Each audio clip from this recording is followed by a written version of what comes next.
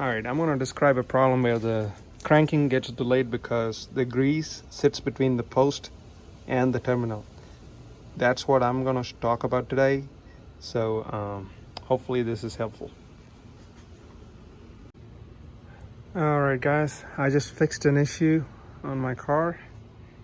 I was having this issue where I would try to crank the car over, and it would take forever to start cranking. Actually, it'll kind of act like it's dying or something, and I thought it was weak battery. So the battery was replaced. It was brand new and it was still doing that.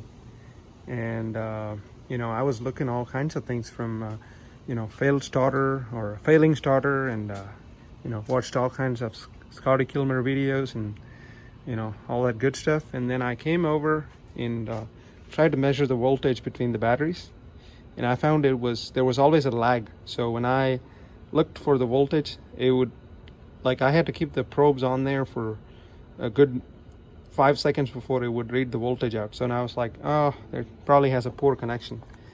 Then I realized it was this thing here that's sold at all the AutoZones and O'Reilly's of the world, where you know, they ask you to put this on the posts and all the connections that go on the posts. But the key is, don't apply this on the post before you put the terminals on there, or you know, screw those on there.